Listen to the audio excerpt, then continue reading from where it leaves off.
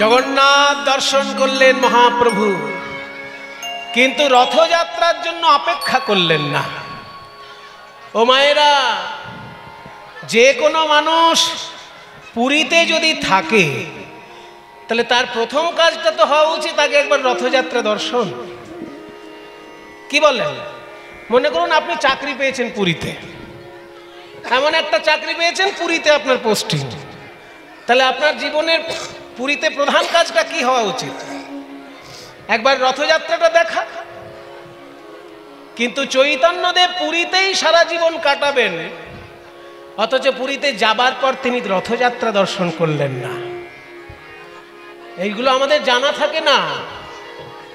গৌরাঙ্গ মহাপ্রভুর জীবনে যে কত সূক্ষ্মাতি সূক্ষ্ম ব্যাপার আছে, এগুলো না শুনলে বোঝা যায় না। এই যে মা, কথা নয়,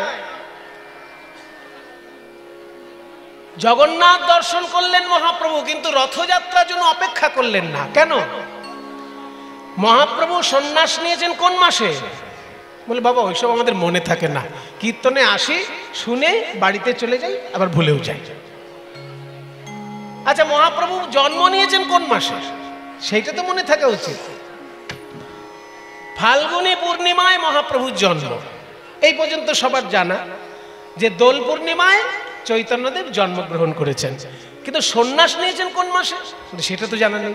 তাহলে জেনে নেন, 24 বৎসরের যেই শেষ মাঘ মাস, তাহার শুক্ল পক্ষে প্রভু করিলেন সন্ন্যাস।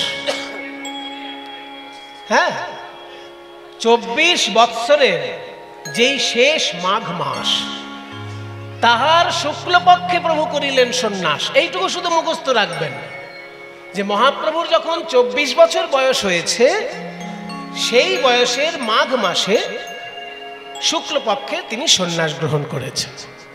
তাহলে মাঘ মাসের সন্ন্যাস নিয়েছেন মানেই ফাল্গুন মাসের মধ্যে তিনি পুরীতে আছেন।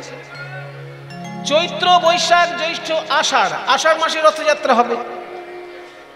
কয়েকটা মাত্র মাস তো, কিন্তু কয়েকটা মাত্র মাস পরেই রথযাত্রা, অথচ মহাপ্রভু রথযাত্রা অবধি অপেক্ষা করলেন না পুরীতে। কি করলেন? দক্ষিণ ভারতে গেলেন, আগে রামানন্দ রায়ের সঙ্গে দেখা করব, তারপর রথযাত্রা। ভক্তকে দেখার জন্য ভগবানের এমন ব্যাকুলতা আর অন্য কোনো অবতারে দেখা যায় না। ভক্তকে দেখার জন্য, ভক্তকে ভালোবাসার জন্য তার এমন ব্যাকুলতা অন্য কোনো অবতারে দেখা যায় না। তাই মহাপ্রভু রামানন্দের সঙ্গে দেখা করবেন বলে আগে চললেন দক্ষিণ ভারত। 2 বছর ধরে দক্ষিণ ভারত দর্শন করলেন, তারপরে মহাপ্রভু এসে রথযাত্রা দেখেছে। আমাদের মতো হুজুকে ভক্ত কি করবে? আগে পুরীতে গিয়ে রথযাত্রাটা দেখবে। কিন্তু কোথায় পুরীতে ভক্ত আছে দেখা করব, এটা আমরা কেউ ভাবি কি? করি না।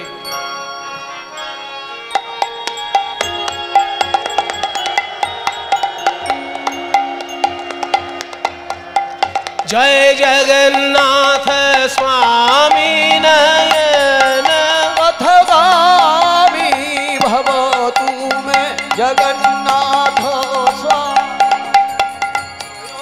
পথগামী ভব তুমে। মহাপ্রভু রথযাত্রা অবধি অপেক্ষা করলেন না। কার কাছে পেলেন রামানন্দের খবর? এমন একজন লোকের কাছে পেলেন, তিনি মহাপ্রভুর কাছে খুব মাননীয়। কারণ মহাপ্রভুর যিনি শিক্ষক, তারও শিক্ষক তিনি হচ্ছেন সার্বভৌম ভট্টাচার্য। সার্বভৌম ভট্টাচার্য একটা দৃশ্য দেখে নিমাইয়ের প্রতি তার একটু শ্রদ্ধা কমে গেল। সার্বভৌম ভট্টাচার্য কিন্তু ছোটবেলা থেকে নিমাইকে দেখেনি, ওই পুরীতে যাওয়ার পরেই নিমাইকে দেখেছে। কারণ সার্বভৌম ভট্টাচার্য পুরীর রাজপণ্ডিত ছিলেন। সার্বভৌম ভট্টাচার্য সেই যুগে এত বড় পণ্ডিত, বাংলায় তিনি বিদ্যাকে প্রথম প্রতিষ্ঠা করলেন নবদ্বীপের বুকে, মিথিলা থেকে এনে। আমরা যে আজকাল কলকাতা বিশ্ববিদ্যালয় থেকে পড়াশোনা করি বা পশ্চিমবঙ্গের বিশ্ববিদ্যালয়গুলোতে পড়াশোনা করি, আগেকার দিনে চৈতন্যদেবের যুগে বা চৈতন্যদেবের থেকে 100 বছর আগে মানুষকে ডিগ্রি নিতে বিহারে যেতে হতো। বিহারে মিথিলা বলে একটি জায়গা আছে, এইসব জায়গাগুলো আমাদের কাছে অপরিচিত এখন। বিহারে গঙ্গার উত্তর দিকটায় থেকে নেপালের বর্ডার পর্যন্ত যে জায়গাটা, গঙ্গা থেকে শুরু করে নেপাল, বিহারের এই অংশটা মিথিলা নামে পরিচিত। যে মিথিলা সীতা দেবীর বাপের বাড়ি, সীতা দেবীর বাপের বাড়ি মিথিলা, সেটা কোথায়? বিহারে। এখন অবশ্য সীতা দেবীর বাপের বাড়িটা নেপালে ঢুকে গেছে, ওসব ইংরেজদের বর্ডার কাটাকাটির সময় এইসব ঝামেলাগুলো ওনারা করে দিয়ে গেছে। ইংরেজরা তো খুব একটা আমাদের প্রতি সুবিচার করেননি, আমাদের একটা মহাতীর্থকে নেপালে ঢুকিয়ে দিয়ে চলে গেল। সেটা কি? সীতা দেবীর বাপের বাড়ি জনকপুরী, ওটা বিহারেরই অংশ, কিন্তু ঢুকিয়ে দিল নেপালে, জোর করে গায়ের জোরে বর্ডার করেছে, কি করা যায়? সেই জন্য এখন যদি কেউ আপনারা সীতা দেবীর বাপের বাড়ি যেতে চান, নেপালে যেতে হবে, বিহারের বর্ডার পার করে। তাহলে ওই মিথিলা হচ্ছে আজকের নয়, রামচন্দ্রের যুগ থেকে পণ্ডিতের দেশ মিথিলা। মাইক বাড়িও না, খিনখিন করছে। রামচন্দ্রের যুগ থেকে মিথিলা হচ্ছে পণ্ডিতদের দেশ। আর এখন যদি সেই জায়গাগুলো বেড়াতে যান, চোখে জল আসবে। শিক্ষার অবস্থা খুব খারাপ, অর্থনৈতিক অবস্থাও খুবই খারাপ, অত্যন্ত দারিদ্র প্লাবিত এখন ওই এলাকাটা। আমি দুবার ঘুরে এসেছি, সেই জন্য এইসব কথা বলতে পারি। আমি যেটুকু বলি চেষ্টা করি দেখে শুনে এসে বলা, কারণ ওই মিথিলাতেই বিদ্যাপতির জন্মস্থান। যে বিদ্যাপতির পদ না গাইলে কীর্তন জগতে ঠিক ঠিক গান শিখেছে বলে মনে হয় না। যারা ঠিকঠাক কীর্তন শিখবে তাদের 2-4টে বিদ্যাপতির পদ শিখতেই হবে। সেই বিদ্যাপতির জন্মস্থান হচ্ছে মিথিলায়। ওনার জন্মস্থানে প্রণাম করার জন্যই মিথিলায় গিয়েছিলাম আমি। কিন্তু তার আশেপাশে যে পরিস্থিতি দেখলাম, তার থেকে আমরা মনে হয় যেন অনেক সুখে শান্তিতে আছে। আমাদের বাংলায় যতই দুঃখ কষ্ট থাক, অন্তত অতখানি কষ্টে আমরা নেই যে দুঃখ দুর্দশা আমি দেখে এলাম ওইখানকার এলাকার। কিন্তু এরকম ছিল না। রাজনৈতিক পরিস্থিতিটা দেশের এমন করে দিয়েছে যে ভালো জায়গাটাকে মন্দ করে দিয়েছে, মন্দ জায়গাগুলোকে ভালো করে দিয়েছে। তার মধ্যে মিথিলা একটা। ওই মিথিলায় এমন পড়াশোনা হতো একটা সময়ে, সারা ভারত থেকে ডিগ্রি নেবার জন্য মিথিলায় যেতে হতো। ওই বিহারে নালন্দা বিশ্ববিদ্যালয়ে সারা পৃথিবী থেকে লোক আসতো পড়াশোনা করার জন্য। নালন্দা বিশ্ববিদ্যালয়ে সারা পৃথিবী থেকে লোক আসতো পড়াশোনা করার জন্য। তা বাঙালিরা যদি বড় পণ্ডিত হতে চাইতো, যেতে হতো তাদের মিথিলায়। সার্বভৌম ভট্টাচার্য এমন মেধাবী মানুষ ছিলেন, উনি মিথিলায় গিয়ে বড় বড় বই একদম মুখস্থ করে ফেললেন। মুখস্থ, চিন্তা করতে পারা যায়? বই একদম অক্ষরে অক্ষরে মুখস্থ করলেন। মুখস্থ করে কি করলেন? বাংলায় এসে সব বইগুলো লিখিয়ে নিলেন, যে মুখস্থ আছে তাড়াতাড়ি লিখে নাও। বাংলায় লিখে নিয়ে যে শিক্ষা ব্যবস্থা মিথিলায় ছিল, ঠিক সেই শিক্ষা ব্যবস্থা বাংলায় প্রতিষ্ঠা করলেন। এই হচ্ছে সার্বভৌম। এইসব মানুষকে আমরা মনে রেখেছি? আজকে কটা বাঙালি জানে বাসুদেব সার্বভৌম ভট্টাচার্যের নাম? শিক্ষা ব্যবস্থা মানেই আমরা দুজনকে শুধু মনে রাখি, এক হচ্ছে রাজা রামমোহন রায় আর এক হচ্ছে বিদ্যাসাগর। এই দুজন ছাড়া আর কজনকে আমরা মনে রেখেছি বলুন? কিন্তু বাংলায় শিক্ষা ব্যবস্থা প্রচলনই করলো যে মহাপণ্ডিত, সে হচ্ছে চৈতন্যদেবের শিক্ষকের শিক্ষক, তার নাম বাসুদেব সার্বভৌম। কিন্তু বাংলায় তখন যেহেতু মুসলমানি শাসন, তখনকার দিনে বাংলার নবাব ছিলেন আলাউদ্দিন হোসেন শাহ। সংস্কৃত পণ্ডিতকে উনি অত বেশি গুরুত্ব দিলেন না, তাই আত্মসম্মানে লাগলো বলে তিনি বাংলা ছেড়ে উড়িষ্যায় গেলেন। উড়িষ্যার রাজা তখন সার্বভৌম ভট্টাচার্যকে রাজ পণ্ডিতের আসন দিলেন, যে আপনি এত বড় পণ্ডিত, আপনার দেশ বাংলা আপনাকে সম্মান করেনি, কিন্তু আমি আপনাকে সম্মান করে রাজ পণ্ডিতের আসন দিলাম। সেই সার্বভৌম ভট্টাচার্যের ছাত্র হচ্ছে গঙ্গাদাস পণ্ডিত, আর তার ছাত্র হচ্ছে গৌরাঙ্গ মহাপ্রভু। তাই গৌরাঙ্গ যখন পুরীধামে গিয়েছে, সার্বভৌম ভট্টাচার্যের সঙ্গে দেখা করেছে। সার্বভৌম ভট্টাচার্য দেখল যে নিমাই যখন সন্ন্যাসী হয়ে বসে আছে, একজন এসে প্রণাম করল, আর প্রণাম করার সঙ্গে সঙ্গে নিমাই করল কি, তাকে আশীর্বাদ করে একটা কথা বলল, কৃষ্ণে মতি রস্তু। তখনকার দিনে আশীর্বাদটাও সংস্কৃত ভাষাতেই দিত লোক, এখন সংস্কৃতে বললে বুঝবে না, ওই জন্য বাংলায় বলা হয় তোমার মঙ্গল হোক, এটা এখন আমরা বলে থাকি বাংলায়, কিন্তু সেই যুগে আশীর্বাদটাও সংস্কৃতেই বলা হতো, কৃষ্ণে মতি রস্তু, মানে কৃষ্ণ চরণে তোমার মতি হোক। এই কৃষ্ণে মতি রস্তু কথাটা যখনই চৈতন্যদেব বলেছেন, অমনি সার্বভৌম ভট্টাচার্য চিন্তা করলেন, নিমাইয়ের ঠিক ঠিক ব্রহ্মজ্ঞান হয়নি। নিমাই সন্ন্যাসী হয়েছে বটে, কিন্তু সন্ন্যাসীর নিয়ম কানুন জানে না, হুজুকে সন্ন্যাসী হয়ে গেছে। কিছু কিছু লোক থাকে না, হুজুকে বাবাজি হয়ে যায়, বাবাজির আসল জিনিসগুলো জানে না। ওই নিমাই ওই রকম, সন্ন্যাস নিয়েছে কিন্তু সন্ন্যাসের আসল জিনিসটাই জানে না। হয়তো সন্ন্যাসের আসল জিনিসটা কি না, ব্রহ্মজ্ঞানী সন্ন্যাসী যিনি, তিনি কখনো কোনো দেব দেবতার নামে আশীর্বাদ করবেন না। কারণ ব্রহ্মজ্ঞানী সন্ন্যাসী সকলেই চায়, সবসময় চাইবে যে আমার যেমন ব্রহ্মজ্ঞান উদয় হয়েছে, আমার সামনে যে আসবে তারও যেন ব্রহ্মজ্ঞান উদয় হয়। তাই ব্রহ্মজ্ঞানী সন্ন্যাসী যে হবে, সে অন্য লোককে আশীর্বাদ করার সময় বলবে যে তোমার চৈতন্য হোক, এর বেশি কিছু বলবে না। সে বলবে না যে মা কালীর কৃপা হোক, বা কৃষ্ণের কৃপা হোক, বা রামচন্দ্রের কৃপা হোক, কোনো দেবদেবীর নাম নিয়ে সে আশীর্বাদ দেবে না। সে বলবে তোমার ব্রহ্মজ্ঞান হোক। কিন্তু ব্রহ্মজ্ঞান হোক কথাটা বললে অত সহজে তো ব্রহ্মজ্ঞান হয় না, আগে চৈতন্য লাভ হতে হয়, তারপর ব্রহ্মজ্ঞান হয়। সেই জন্য ব্রহ্মজ্ঞানী সন্ন্যাসী যারা, তারা আশীর্বাদ দিয়ে বলবে তোমার চৈতন্য হোক। কিন্তু কই নিমাই তো বলল না তোমার চৈতন্য হোক, নিমাই বলল তোমার কৃষ্ণ পদে মতি হোক। তাহলে সাম্প্রদায়িক সন্ন্যাসী, সন্ন্যাসী সাম্প্রদায়িক হবে কেন? সে তো সম্প্রদায়ের ঊর্ধ্বে থাকবে। পাঁচটা তো সম্প্রদায় নাকি, শাক্ত, শৈব, বৈষ্ণব, সৌর আর গাণপত্য, পাঁচটা সম্প্রদায় সনাতন ধর্মে। যারা শিবের ভক্ত তাদেরকে বলে শৈব, যারা বিষ্ণুর ভক্ত তাদেরকে বলে বৈষ্ণব, যারা শক্তির ভক্ত তাদেরকে বলে শাক্ত, যারা সূর্য দেবতার ভক্ত তাকে বলে সৌর, আর যারা গণেশের ভক্ত তাকে বলে গাণপত্য। এই পাঁচটা হচ্ছে পথ। এই পাঁচটি পথের ঊর্ধ্বে ওঠে সন্ন্যাসী। সেই জন্য কোনো দেবতার নাম নিয়ে সে আশীর্বাদ দেবে না, সে বলবে তোমার চৈতন্য হোক। তাহলে নিমাই কেন বলল তোমার কৃষ্ণে পদে মতি হোক? তার মানে নিমাইয়ের ব্রহ্মজ্ঞান এখনো হয়নি। নিমাইয়ের ব্রহ্মজ্ঞান ঘটাবো আমি। ব্রহ্মজ্ঞান হয় কি করে? ঠিক ঠিক করে উপনিষদ পাঠ করলে।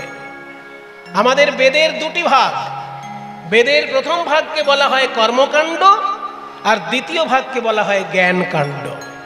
কর্মকাণ্ডে যাগযজ্ঞের বর্ণনা থাকে, আর জ্ঞান কাণ্ডে ব্রহ্মজ্ঞানের বর্ণনা থাকে। ব্রহ্ম কি বস্তু, আমার সঙ্গে ব্রহ্মের কি সম্পর্ক, এগুলো বিশ্লেষণ থাকে বেদের উপনিষদে। তাই নিমাইয়ের এখনো উপনিষদ ঠিক করে পড়া হয়নি। আমি একটু ওকে উপনিষদ শিক্ষা দেব। নিমাই, আমি তোমাকে বেদান্ত শোনাতে চাই। উপনিষদকেই বেদান্ত বলে। আমি তোমাকে বেদান্ত শোনাতে চাই, তুমি শুনবে? গৌরসুন্দর বললেন, আপনার মতন পণ্ডিতের কাছে বেদান্ত শুনবো, এ তোমার সৌভাগ্য। নিশ্চয়ই শুনবো। তাহলে কাল থেকেই শুরু করি। শুভস্য শীঘ্রম। ঠিক আছে, কাল সকালে আমি স্নান করে বসবো, আপনি দয়া করে শোনাবেন। এবার পরের দিন সকালে যখনই বেদান্ত শুরু করেছেন সার্বভৌম ভট্টাচার্য, সবাই একটু হাত জোড় করে বসুন, আমি একটু বেদান্ত থেকে পাঠ করব। শুনে রাখুন এই কথাগুলো। বিশ্ব ব্রহ্মাণ্ডে ধর্ম অনেকগুলো, কিন্তু সব থেকে প্রাচীন ধর্ম আমাদের সনাতন ধর্ম। এটা আমাদের অহংকারের বিষয়। ইসলাম ধর্ম ১৫০০ বছর আগে তৈরি হয়েছে। তার আগে ইসলাম ধর্ম বলে কিছু ছিল না। খ্রিস্টান ধর্ম ২০০০ বছর আগে তৈরি হয়েছে। তার আগে খ্রিস্টান ধর্ম বলে কিছু ছিল না। বৌদ্ধ ধর্ম ২৫০০ বছর আগে তৈরি হয়েছে। তার আগে বৌদ্ধ ধর্ম বলে কিছু ছিল না। কিন্তু তার থেকেও হাজার হাজার বছর প্রাচীন এই বেদ, এই বেদান্ত, এই মুনি ঋষির শাস্ত্র, ওই বৌদ্ধ ধর্মের থেকেও প্রাচীন, আর বৌদ্ধ ধর্ম মুসলমান আর খ্রিস্টান ধর্মের থেকেও প্রাচীন। তাই বেদ আর বেদান্ত, বেদের প্রথম দিকে থাকে যাগযজ্ঞের বর্ণনা, আর শেষের দিকে থাকে ব্রহ্মতত্ত্ব বর্ণনা, সেইটাকে বেদান্ত বলে। বেদের অন্ত, তাই বেদান্ত। সেখান থেকে আমি একটু পাঠ করব, আপনারা একটু হাত জোড় করে বসুন। ওম শৃণ্বন্তু বিশ্বে অমৃতস্য পুত্রাঃ আজে ধামানি দিব্যানি তস্থু বেদাহমেতং পুরুষং মহন্তম আদিত্যবর্ণং তমসো পরস্তাদ তমেব বিদিত্বা অতিমৃত্যুমেতি নান্যঃ পন্থা বিদ্যতে యనాయ ঈশাవాస్యమిదం సర్వం యత్ కించ జగత్యాం జగత్ తేన త్యక్తేన భుంయీథాః మా గృధః కస్య స్వీధనం। ఓం అపాణిపాదో జబనో గ్రహీతా పశ్యత్య చక్షుః శ్వశృణోత్య కర్ణః సవేతి వేద్యం నహి తస్య వేత్తా తమాహురగ్ర్యం పురుషం పురాణం। আর শোনাবো না। আমি ভেবেছিলাম একটু উচ্চ মানের কিছু শাস্ত্র কথা বলবো, কিন্তু এইখানকার শ্রোতার যা পরিস্থিতি দেখছি, আমি বেশি কিছু বলবো না। উচ্চমানের কিছু বলবো না, সব হালকা ধরনের কথা বলবো। না না, এটা আমি বলছি না আপনাদেরকে, এটা সার্বভৌম ভট্টাচার্য নিমাই পণ্ডিতকে বলছে। আমি কি বলতে পারি আপনাদেরকে? হয়তো আপনাদের মধ্যে দেখা যাবে এমন কোন জ্ঞানী পণ্ডিত বসে আছেন যিনি আমার থেকে অনেক কিছু জানেন, হয়তো লোকের মধ্যে প্রচার নেই তার, কিন্তু তিনি বসে আছেন। ওই জন্য কীর্তনিয়া গান গাইতে এসে কখনোই ভাববে না যে আমার সামনে যারা আছে সব গরু, কোনোদিন ভাববে না। কারণ সামনে যারা আছে তাদের মধ্যে এমন পণ্ডিত থাকতে পারে যে তোমাকে একদম ধুয়ে কাপড় পরিয়ে দিতে পারে। সেই জন্য আপনাদের মধ্যে এমন কেউ থাকতেই পারেন যে অনেক পড়াশোনা করেছেন, অনেক জ্ঞান অর্জন করেছেন। জ্ঞান অর্জন যদি নাই করে থাকেন, ভালো সাধু সঙ্গ করেছেন। রামকৃষ্ণদেব কি পড়াশোনা জানতো? কিন্তু সেই যুগের পণ্ডিতদেরকে তিনি একদম মাথার ঘাম ছুটিয়ে দিয়েছিলেন। কাজে পড়াশোনা জানলেই যে সে যে ব্রহ্মজ্ঞানী হবে তার কোনো মানে নেই। পড়াশোনা না জানলেও লোকে ব্রহ্মজ্ঞানী হতে পারে। আমি আপনাদেরকে বলছি না, সার্বভৌম বলছেন নিমাইকে যে নিমাই, অনেক ব্রহ্মজ্ঞানের কথা বলবো ভেবেছিলাম, কিন্তু তোমার অবস্থা দেখে আমার বলতে ইচ্ছে করছে না। কেন পণ্ডিত মশাই? আর কেন? আমি তখন থেকে বেদান্ত পাঠ করছি আর তুমি চুপটি করে বসে আছো, মাথাও নাড়াচ্ছ না, বুঝতে পারছো কি পারছো না কিছুই বলছো না, শুধু শুনে যাচ্ছ। পণ্ডিত মশাই, আপনি তো আমাকে শুনতে বলেছেন, কিছু বলতে বলেছেন? শুনতে বলেছেন তাই শুনছি। যদি বলতে বলেন তো আমার অনেক কিছু বলার আছে। হ্যাঁ, তো বলতে বলছি, বলো তুমি এতক্ষণ যা শুনলে কি বুঝলে? বলে এতক্ষণ যা শুনলাম, সংস্কৃত পড়াশোনা আপনিও করেছেন আর আপনার কৃপায় আমিও একটু করেছি। তবে যা বুঝলাম, আপনি যখন মূল বেদান্ত পাঠ করছেন সেগুলো ঠিক আছে, কিন্তু যখনই ব্যাখ্যা করছেন সেখানে ভুল হয়ে যাচ্ছে। হ্যাঁ, কি বলতে চাইছো তুমি? আমি বলতে চাই, আপনি বললেন যে যিনি ব্রহ্ম তিনি জীব। ব্রহ্ম আর জীবকে আপনি এক করে দিচ্ছেন। ব্রহ্ম সচ্চিদানন্দ দিয়ে তৈরি, আর জীবের প্রাণ, জীবের আত্মা সচ্চিদানন্দ দিয়ে তৈরি। ব্রহ্ম হচ্ছে সচ্চিদানন্দের সাগর, আর জীব হচ্ছে সচ্চিদানন্দের বিন্দু। সিন্ধু আর বিন্দু আলাদা নয়, দুটোই এক। আপনি এটাই তো বলতে চাইলেন? বলে হ্যাঁ, এটাই শঙ্করাচার্যের মত। বলছে এটা বললেন, কিন্তু এটা ঠিক নয়। সাগর আর বিন্দু কখনো এক হতে পারে না। সাগরেও নোনা জল থাকে, আর সাগর থেকে এক ঘটি জল নিয়ে আসলে সেটাও নোনা জলই হয়। কিন্তু সাগরের ক্ষমতা আর ওই এক ঘটি জলের ক্ষমতা কি এক? সাগরের মধ্যে একটা বড় তিমি মাছ অনায়াসে খেলা করতে পারে, এক ঘটি জলের মধ্যে তিমি মাছ কি করবে? আর এক ঘটি জল আপনি বালি দিয়ে ভর্তি করে দিলে জল আর খুঁজে পাবেন না, কিন্তু সাগরকে কোনোদিন বালি দিয়ে ভর্তি করতে পারবেন? কাজেই নোনা জলের সাগর আর নোনা জলের এক বিন্দু দুটোই তত্ত্বগত এক ঠিকই, কিন্তু বহিঃপ্রকাশে তারা এক নয়। ওই জন্য আপনাকে স্বীকার করতে হবে যে জীব এবং ব্রহ্ম দুটো এক বটে, আবার এক নয়ও। আপনি শুধু দুটোকে এক করে বলে ছেড়ে দিলে হবে না, দুটো এক, কারণ দুটোই সচ্চিদানন্দ, কিন্তু দুটোর মধ্যে ভেদও আছে। ঈশ্বর হচ্ছে মায়ার অধীশ্বর, আর জীব হচ্ছে মায়ার দাস। একজন মায়ার মালিক আর একজন মায়ার দাস, এই দুজন কি কখনো এক হয়? মায়াধীশ মায়া বশ, ঈশ্বরে জীবে ভেদ, হেন জীব ঈশ্বর সহ কহত অভেদ। যখনই এই কথা বলেছেন অমনি সার্বভৌম চমকে উঠলেন। আমার মুখের উপর আজ অব্দি এত বড় কথা কেউ তো বলতে পারেনি। আমি সারা জীবন মুখস্থ বিদ্যা পড়িয়ে এসেছি ছাত্রদেরকে, নিমাইয়ের মতন কেউ তো বলেনি যে আপনি যা বলছেন সেটাই শেষ কথা নয়, তারপরে আরো কথা আছে। নিমাই তুমি কে? আজকে আমি তোমাকে নতুন রূপে দেখছি। তুমি কি তাহলে সত্যিই সেই গোলকের হরি? আমাকে কি কৃপা করতে এসেছো? সেই সময় সার্বভৌম ভট্টাচার্যকে গৌরহরি দেখিয়েছিলেন ষড়ভুজ রূপ। ঊর্ধ্ব হস্তে ধনুর্বাণ, মধ্য হস্তে বাঁশি, ঊর্ধ্ব হস্তে ধনুর্বাণ, মধ্য হস্তে বাঁশি। কলিতে গৌরাঙ্গ লীলা বড়ই ভালোবাসি, কলিতে গৌরাঙ্গ লীলা বড়ই ভালোবাসি। কলিতে গৌরাঙ্গ লীলা বড় ভালোবাসি। উপরের হাতে ধনুর্বাণ রামচন্দ্র রূপ, মাঝখানের দুটি হাতে বাঁশি কৃষ্ণ রূপ, আর নিচের দুটি হাতে দণ্ড আর কমণ্ডলু গৌরাঙ্গ রূপ। এই ষড়ভুজ মূর্তি দর্শন করালেন সার্বভৌমকে। সার্বভৌম হাত জোড় করে সেদিন স্তব পাঠ করেছিলেন। আমরা কীর্তনে প্রথমের দিকে একটা বন্দনা করি না, ওটা সার্বভৌম ভট্টাচার্যের লেখা। উজ্জ্বল বর্ণ গৌরবর দেহম, বিলসিত নিরবধি ভাব বিদেহম। উজ্জ্বল বর্ণ গৌরবর দেহম, বিলসিত নিরবধি ভাব বিদেহম। এই বন্দনা আপনারা সব কীর্তনিয়ার মুখেই শুনবেন, কিন্তু লেখাটা কার?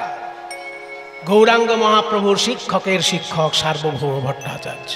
যখন তিনি বুঝতে পারলেন যে নিমাই সাধারণ কোনো পণ্ডিত নয়, সাক্ষাৎ রাধা কৃষ্ণ মিলিত তনুরূপে গৌরাঙ্গ হয়ে এসেছে আমাদের শিক্ষা দেবার জন্য, তখন লিখলেন এই বন্দনা। 108টা শ্লোকে স্তব করেছিলেন, তারপর 8টা শ্লোকে শচীনন্দনাষ্টকম লিখেছিলেন। এটাকে বলা হয় শচীনন্দনাষ্টকম, শচীতনয়াষ্টকম। ওই যে সবার শেষে বলছেন না, তং প্রণমামি চ শ্রী শচীতনয়ম। তং মানে তাকে, প্রণমামি মানে প্রণাম করছি, শ্রী শচীতনয়ম, শ্রী শচীতনয় গৌরাঙ্গকে প্রণাম করছি। ত্রিভুবন পাবন কৃপালেশম, যার কৃপার লেশ মাত্র ত্রিভুবনকে পবিত্র করে দিতে পারে।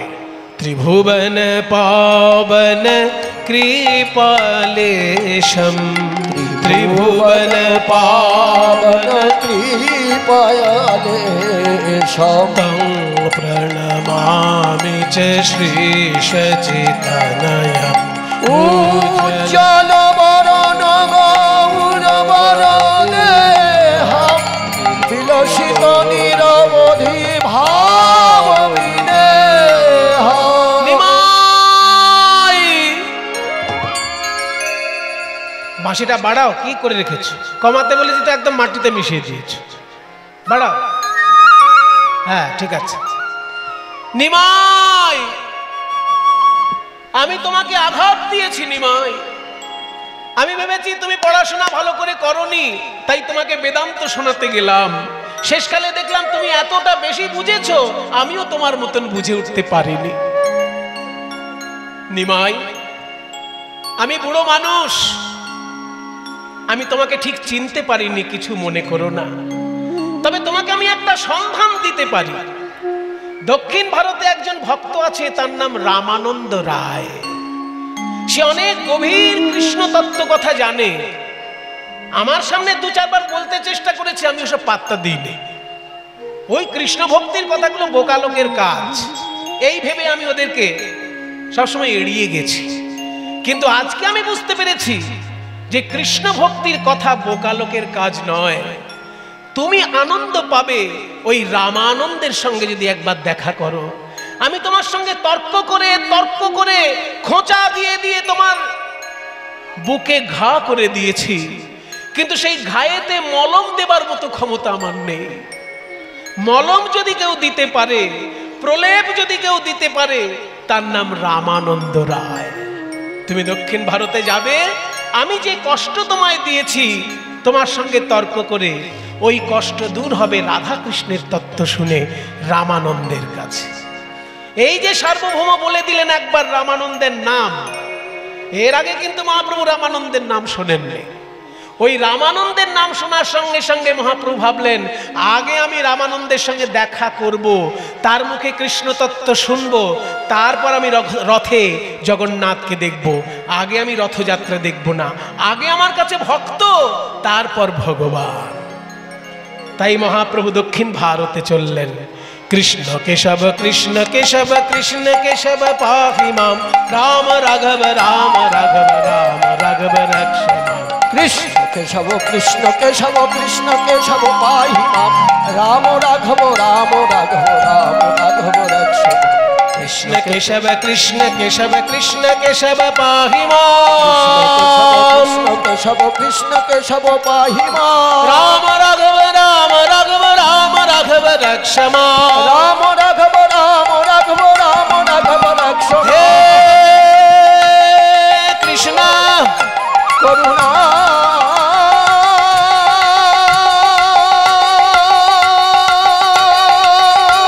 সিন্ধু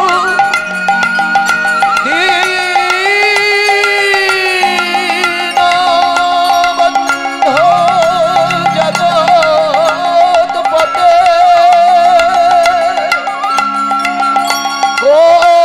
গোপেশ গোপিকাকান্ত রাধাকান্ত নমঃ।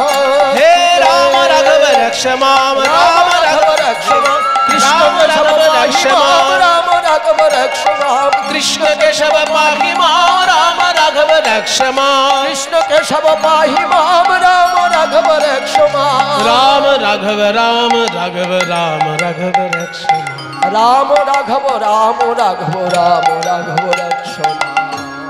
দক্ষিণ ভারতে এগিয়ে চললেন মহাপ্রভু। পুরীধাম ত্যাগ করে দক্ষিণের দিকে গেলেন। প্রথম যে তীর্থটা পড়ে তার নাম শ্রীকুর্মম। কুর্ম অবতারের ওইখানে বিশেষ উপাসনা হয়। সেই শ্রীকুর্মম বলে একটি জায়গা আছে দক্ষিণ ভারতে, মানে উড়িষ্যাটা পার করেই অন্ধ্রপ্রদেশ যে পড়লো একদম শুরুতেই আর কি। তীর্থটার নাম শ্রীকুর্মম। সেইখানে একজন ভক্ত এসেছিলেন মহাপ্রভুর সঙ্গে দেখা করতে। ভক্তের নাম বাসুদেব বিপ্র। তার সারা গায়ে কুষ্ঠ হয়েছিল। কৃষ্ণ ভক্ত কিন্তু গায়ে কুষ্ঠ। তিনি আবার এতটাই কৃষ্ণ ভক্ত যে ওই কুষ্ঠ রোগের জন্য কোনো ওষুধ খেতেন না, কারণ ওষুধ খেলে যদি পোকাগুলো মরে যায়, ঘায়েতে পোকা হয়ে গেছে, সেই পোকা যদি মরে যায় সেই জন্য ওষুধও খেতেন না। গা থেকে যদি পোকা মাটিতে পড়ে যায়, সেই মাটি থেকে পোকাটাকে তুলে আবার ঘায়ের উপর বসিয়ে দেয়। এইরকম ভক্ত কোথাও পাবেন? এইরকম ভক্তের সঙ্গে দেখা হয়েছিল মহাপ্রভু। মহাপ্রভু অবাক হয়ে যাচ্ছে যে কিরকম ভক্ত, যে ঘা থেকে পোকাটা মাটিতে পড়ে যাচ্ছে আর সেই পোকাটাকে আবার তুলে নিজের ঘায়ে বসিয়ে দিচ্ছে। লোকে জিজ্ঞেস করছে, এই সর্বনেশে কাজ করছে, তুমি তো দুদিনেই মরে যাবে, কেন এরকম করছো? তখন তিনি বললেন, আমার তো গায়ে কুষ্ঠরোগ হয়েছে, আমার এই দেহ তো কৃষ্ণ সেবায় লাগলোই না, তো কৃষ্ণ সেবায় যখন লাগলো না, আমার এই দেহটা অন্তত জীবের সেবায় লাগুক। তাই পোকাটা যদি আমার দেহ খেয়ে আনন্দে থাকে, ওই আনন্দ পাক, আমার দেহ তো কৃষ্ণ সেবায় লাগলো না। এই এত বড় কথা শুনে মহাপ্রভু সেই বাসুদেবকে বুকে জড়িয়ে ধরলেন, আর মহাপ্রভুর কৃপায় তার কুষ্ঠ রোগ দূর হয়ে গেল। রাম রাঘব রাম রাঘব রাম রাঘব রক্ষমাম, রাম রাঘব রাম রাঘব রাম রাঘব রক্ষমা, কৃষ্ণ কেশব পাহি মাম, রাম রাঘব রক্ষমাম, কৃষ্ণ কেশব পাহি মাম, রাম রাঘব রক্ষমা। আরো কিছুটা এগিয়ে গেলেন মহাপ্রভু, যেই জায়গাটির নাম হচ্ছে জিয়ড় নৃসিংহ ক্ষেত্র। মায়েরা, আপনারা ভক্ত প্রহ্লাদের জীবনী শুনেছেন। ভক্ত প্রহ্লাদকে পাহাড় থেকে ফেলে দিয়েছিল না হিরণ্যকশিপু? যে পাহাড় থেকে ফেলে দিয়েছিল সেই পাহাড়েই পরবর্তীকালে প্রহ্লাদ গিয়ে মন্দির করিয়ে দিয়েছিল নরসিংহদেবের। আর সেই পাহাড়টার নতুন নাম হয়ে গেছিল নৃসিংহাচলম। নৃসিংহা অচলম, অচল মানে পর্বত, নৃসিংহ মানে নরসিংহ, নরসিংহদেবের নামে পর্বত নৃসিংহাচলম। পরবর্তীকালে দন্তের নয় রিকার বাদ গেল, সিংহাচলম হয়ে গেল। পরে আবার হটাও বাদ চলে গেল, সীমাচলম এখনকার দিনে বলে। এখনকার দিনে জায়গাটার নাম সীমাচলম, আসলে নৃসিংহাচলম। ওই পাহাড় থেকে প্রহ্লাদকে ফেলে দিয়েছিল তার বাবা, কিন্তু প্রহ্লাদ বেঁচে গেছিল। পরবর্তীকালে যখন প্রহ্লাদ মন্দির করে দেয়, সেই মন্দির এখনো আছে। মহাপ্রভু ওই মন্দিরে প্রণাম করলেন। আপনারাও যদি দক্ষিণ ভারত বেড়াতে যান, আপনারা দেখবেন, আমি দর্শন করে এসেছি ওই মন্দির। যে যে বড় স্টেশনটা নামতে হয়, সেই বড় স্টেশনটার নাম হচ্ছে বিশাখাপত্তনম। দক্ষিণ ভারতে যেতে গেলে দেখবেন একটা বড় স্টেশন আছে বিশাখাপত্তনম। ইংরেজরা অত কঠিন নাম উচ্চারণ করতে পারতো না বলে তারা নাম দিয়েছিল ভাইজ্যাগ।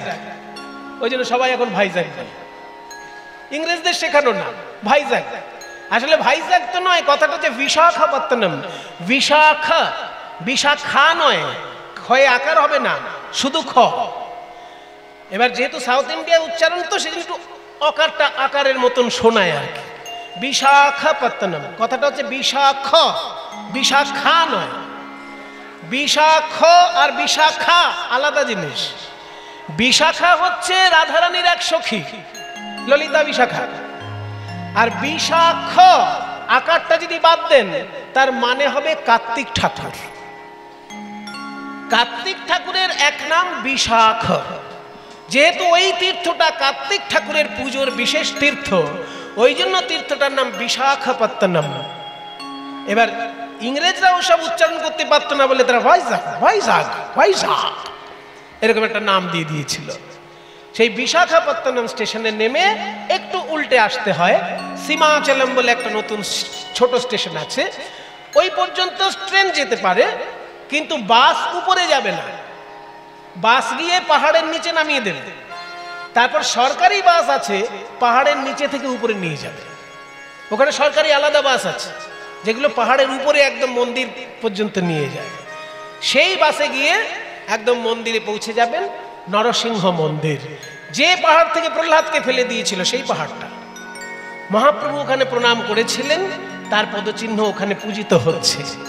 সেইখানে নরসিংহদেবকে প্রণাম করার পর আর মহাপ্রভু পিছন ফিরে তাকালেন না, দক্ষিণ ভারতে চললেন গোদাবরী নদীর তীরে রামানন্দ রায়ের সঙ্গে দেখা করার জন্য। নাচিতে নাচিতে গেলা গোদাবরী তীরে, নাচিতে নাচিতে গেলা গোদাবরী তীরে। জয়নিতাই, রামানন্দ প্রসঙ্গ আমরা শুনছি। এই রামানন্দ প্রসঙ্গটা বাংলা সাহিত্যে খুব উচ্চ সাহিত্যের একটা ব্যাপার। যারা বাংলা নিয়ে এমএ পড়ে তাদের এটা সাবজেক্টের মধ্যে পড়ে। কলেজে ইউনিভার্সিটিতে যারা বাংলা এমএ পড়ছে তাদের পড়তে হয় চৈতন্য চরিতামৃতের রামানন্দ সংবাদ। কাজে এখানে আপনারা যারা গান শুনছেন, যদি এমএ পাস কেউ নাও করে থাকেন, এমএ পাসের জিনিস আজকে আলোচনা হবে। সবাই কি আর এমএ পাস করবে না? হয়তো করেননি, অনেকেই আছেন এমএ পাস করেননি, কিন্তু বাংলা এমএ যেটা পড়ানো হয় তার একটা সাবজেক্ট আজকে আলোচনা হবে। সেইটার নাম হচ্ছে রামানন্দ মিলন প্রসঙ্গ। কোন জায়গায় পাবেন খুঁজে? যদি বাড়িতে গিয়ে কেউ খুঁজতে চান, বাড়িতে চৈতন্য চরিতামৃত যদি থাকে, চৈতন্য চরিতামৃত 3 ভাগে বিভক্ত, আদিলীলা, মধ্যলীলা আর অন্তলীলা। ওই মধ্যলীলার মধ্যে 8 নম্বর অধ্যায়টায় এই প্রসঙ্গ আপনারা খুঁজে পাবেন। মধ্যলীলার 8ম অধ্যায়ে এই প্রসঙ্গের বর্ণনা আছে। নাচিতে নাচিতে গেলা গোদাবরী তীরে, নাচিতে নাচিতে গেলা গোদাবরী তীরে, গোদাবরী দেখি প্রভু যমুনা শরণ করে, গোদাবরী দেখি প্রভু যমুনা শরণ করে। গোদাবরী নদী দেখে মহাপ্রভু ভাবছেন এই তো আমার যমুনা পেয়ে গেছে। এখনো তো মহাপ্রভু বৃন্দাবনে যাননি, মহাপ্রভু বৃন্দাবনে পরে যাবেন, আগে দক্ষিণ ভারত ঘুরতে এসেছেন। তাই গোদাবরীর মাধুর্য দেখেই মহাপ্রভু ভাবছেন এই আমার যমুনা। জয়নিতাই, এইখানকার ভক্তগণ, কীর্তন কমিটির ভক্তগণ আপনাদের কাছে ভিক্ষা করে এত বড় অনুষ্ঠান করছেন। ওনারা ভিক্ষার আঁচল নিয়ে আপনাদের কাছে যাচ্ছেন। যে যেমন পারবেন প্রাণ ভরে গৌর গোবিন্দ সেবায় দান করবেন। গোবিন্দ সেবার উদ্দেশ্যে যদি কেউ মন দিয়ে কিছু দান করে, সেই দান আপনারা কেমনভাবে যে ফেরত পাবেন সেটা ভাবতেও পারবেন না। গোবিন্দ চরণে দান করলে কোনোদিন তাকে পিছন ফিরে তাকাতে হয় না। গোবিন্দ নিজে বলছেন গীতায় যে তেষাম নিত্যাভিযুক্তানাম যোগক্ষেমং বহাম্যহম।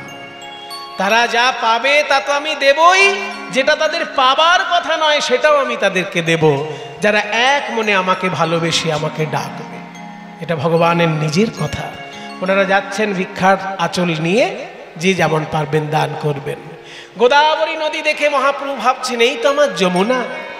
ওরে নীল যমুনার জল, বল রে মোরে বল, কোথায় ঘন শ্যাম আমার কৃষ্ণ ঘন শ্যাম।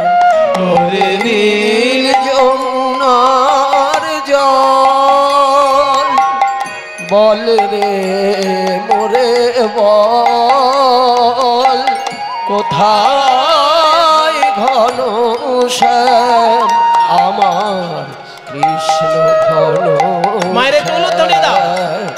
ওরে নীল যমুনার জল।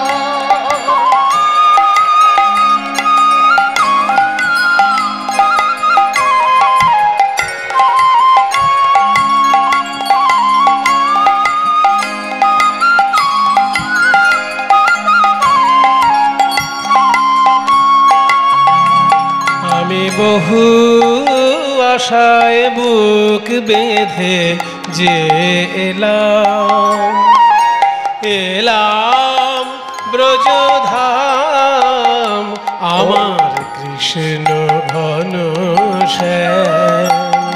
ওরে নীল যমুনার জল, বল রে মোরে বল, কোথায় ঘন শ্যাম আমার কৃষ্ণ ঘন শ্যাম। ওরে নীল যমুনার জল। কোন কুলে কোন বনের মাঝে আমার কানুর বেনু বাজে, বাজে বৃন্দাবনে, বাজে বৃন্দাবনের কোন পথে তার নূপুর অবিরাম। ওরে নীল যমুনার জল, বল রে মোরে বল, কোথায় ঘন শ্যাম আমার কৃষ্ণ ঘন শ্যাম। ওরে নীল যমুনার জল। যমুনা যেন বলছে গৌর হরি, মানুষ কথা বলতে পারে, আমি তো নদী, আমি কি কথা বলতে পারি? তোমার কৃষ্ণ কোথায় তুমি মানুষকে জিজ্ঞেস করো। গৌরসুন্দর বলছেন, ওরে যমুনা, গঙ্গা, সিন্ধু, নর্মদা, কাবেরী, যমুনা ওই বহিয়া চলেছে আগের মতো, কই রে আগের মানুষ কই? দাপর যুগের যমুনা কলিযুগেও বইছে, কিন্তু দাপর যুগের মানুষ কোথায় পাবো? সেই জন্যই তোকে জিজ্ঞেস করছি, বল। আমি জিজ্ঞেস করিনি তা নয়, আমি যখন কাউকে জিজ্ঞেস করেছি আমার কৃষ্ণ কোথায়, বলতে পারো?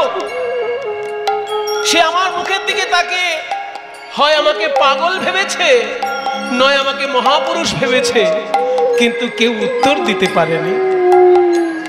যখন সুধাই ব্রজের দ্বারে ধারে, কৃষ্ণ কোথায় বল, কেন কেউ কহে না কথা হেরে, সবার চোখে জল। সুধাই ব্রজের পথে পথে, কৃষ্ণ কোথায় বল, কেন কেউ কহে না কথা হেরি, সবার চোখে জল। রে মামা গারে রে পামা পারে পামা গারে, রে নিদানি পদ মপ মপদ মম গারে, রে নিদানি পদ মপদ, রে নিদানি পদ মপদ মম গারে, রে রে মামা পপ নি নি সা সা নি সা, পানি সা রে মাগারে, নি সা রে মাগারে, রে গা মা পা মাগারে মাগারে, গারে সা রে সা নি সা নি দ নি দ প দ প মা প ম গ ম গ রে, সা সা সা রে রে রে মা মা মা পা পা পা নি নি নি সা নি সা, সা সা সা রে রে মা মা পা পা নি নি সা নি সা, সা সা সা রে রে মা মা পা পা নি নি সা নি সা। ওরে বল রে আমার শ্যামল কোথায়, কোন মথুরা, কোন দ্বারকা? যমুনা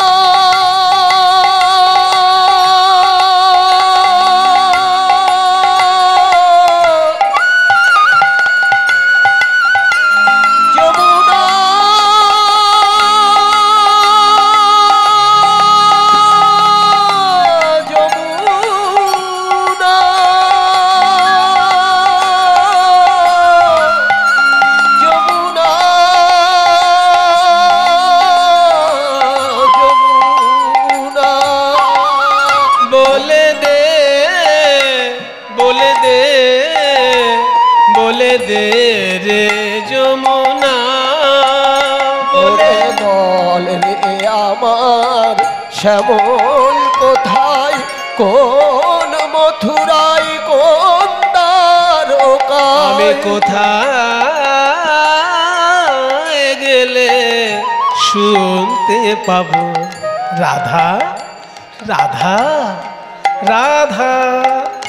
কোথায় গেলে শুনতে পাবো রাধা রাধা নাম আমার কৃষ্ণ ঘন শ্যাম?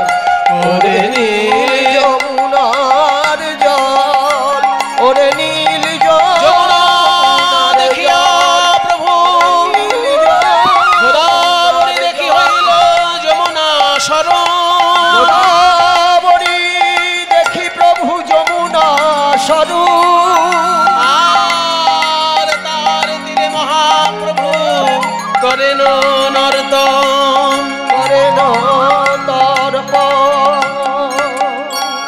গোদাবরী নদীকে দক্ষিণ ভারতের লোকেরা গঙ্গার মতনই পবিত্র নদী মনে করেন। দক্ষিণ ভারত থেকে গঙ্গা পর্যন্ত আসা খুব কঠিন, তাই দক্ষিণ ভারতের লোকেরা গঙ্গাতেই তর্পণ করেন, গোদাবরীতে তর্পণ করেন, গঙ্গায় তর্পণ করছি মনে করে। কারণ গোদাবরী নদীর তাদের কাছে গঙ্গার মতন পবিত্র। তাই লোককে জিজ্ঞাসা করলো কোথায় স্নান করলে ভালো হবে? সেইখানকার স্থানীয় লোক বলল, প্রভু আপনি এপারটায় স্নান না করে ওই দিকে চলে যান, গোদাবরী নদী পার হয়ে গিয়ে স্নান করুন। বলে কেন? গোদাবরী নদী পার হলেই একটা তীর্থ পাবেন, ওখানে গৌতম মুনি তপস্যা করেছিলেন অনেক বছর, সেইখানে স্নান করলে পুণ্য বেশি হয়। তাই নাকি? মহাপ্রভু তখন গোদাবরী নদী পার হয়ে গিয়ে ওই গৌতম মুনি যেখানে তপস্যা করেছিলেন সেই জায়গাটায় মহাপ্রভু স্নান করেছেন। স্নান করে অপেক্ষা করছেন ভক্তের দেখা পাবেন বলে। আর এমন সময় সেইখানে রামানন্দ রায় আসেন পালকি চড়ে, কারণ ওই এলাকার রাজা ছিলেন রামানন্দ রায়।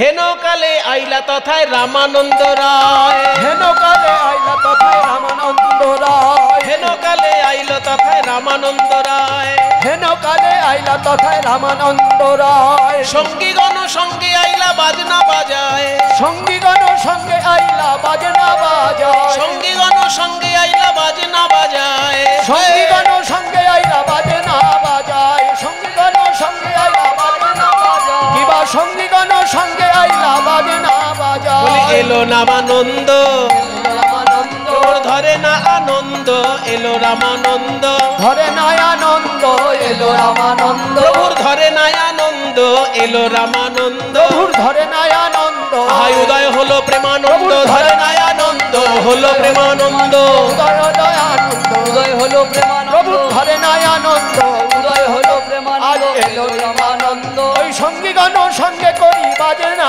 বাজায়, এলো সঙ্গীগণ সঙ্গে করি বাজনা বাজায়। মহাপ্রভুর সঙ্গে যে পার্ষদ ছিলেন তার নাম কালা কৃষ্ণ দাস। কালা কৃষ্ণ দাস সে বলছে, প্রভু ওই দেখুন এই এলাকার রাজা যিনি তিনি এসেছেন পালকি করে। তখন পালকি বাহকগণ রামানন্দ রায়কে এনেছেন গোদাবরী তীরে। বলো বলো বিদ্যানগর অধিপতি রাজাধিরাজ রামানন্দ রায় কি, বিদ্যানগর অধিপতি রাজাধিরাজ রামানন্দ রায় কি, বিদ্যানগর অধিপতি রাজাধিরাজ রামানন্দ রায় কি।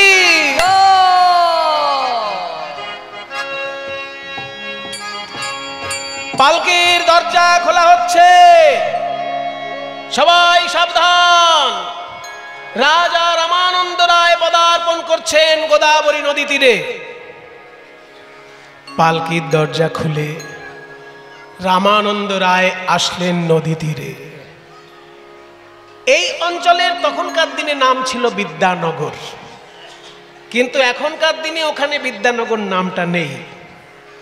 আমি যখন দর্শন করে এসেছি এই তীর্থ, কোথায় নামতে হবে আপনাদেরকে বলে দিচ্ছি, যদি কারোর জীবনে সম্ভব হয় দর্শন করে প্রণাম করে আসবেন। দক্ষিণ ভারতে গোদাবরী নদীর এপারে একটা বড় স্টেশন আছে, স্টেশনটার নাম রাজমহেন্দ্রী। ওই রাজমহেন্দ্রী স্টেশনে নেমে বাইরে দেখবেন অটো দাঁড়িয়ে আছে, ওই অটোতে চেপে গোদাবরী নদী পার হয়ে যেতে হয়। ওইখানে গোদাবরী নদী খুবই চওড়া, প্রায় 5 কিলোমিটার চওড়া হবে, সেই পদ্মা নদীর মতো চওড়া, বিরাট চওড়া। তো ওইখানে গোদাবরী নদী প্রায় 5 কিলোমিটার মতন চওড়া। ওই নদীটা পেরিয়ে যাবে, ব্রিজের উপর দিয়ে অটো যাবে। অটোওয়ালাকে বলতে হবে, দক্ষিণের ভারতের ভাষা কিন্তু বুঝতে পারবেন না, বেশি কথা বললেই ঝামেলা হবে, কথা যত কম বলেন ততই ভালো। শুধু বলতে হবে কভুর, কভুর যাব বা কভুর যায়েঙ্গে, যা হোক একটা কিছু বলবেন। তো অটোওয়ালা নিয়ে যাবে গোদাবরী নদী পার করে। গোদাবরী নদী পার করলেই যে জায়গাটি, সেই জায়গাটির নাম কভুর। মহাপ্রভু যখন গেছিলেন তখন তার নাম ছিল বিদ্যানগর, এখন জায়গাটির নাম কভুর। এবার সেইখানে গিয়ে একটু নেমে এলেই নদীর ধারে এই তীর্থ আছে, যেখানে রামানন্দের সঙ্গে মহাপ্রভুর দেখা হয়েছিল। পাশেই গৌতম মুনির আশ্রমটাও আছে। আর বাঙালিরা যাতে অসুবিধে না ভোগ করে, ওইখানে একটা গৌড়ীয় মঠ আছে, তার মধ্যে কিছু বাঙালি পাবেন, অসুবিধে হবে না। ওই গৌড়ীয় মঠে উঠলে ওখানে থাকা প্রসাদের ব্যবস্থা হয়ে যাবে, রামানন্দ রায়ের তীর্থটি দর্শন হবে। তো সেই এক মহাপ্রভু যখন গেলেন ওই গোদাবরী নদী তীরে, দেখছেন রাজা বেরোচ্ছেন। এইবার যখন রাজা নামছেন নদীর জলে, নাভি জলে দাঁড়িয়ে রাজা তর্পণ করছেন।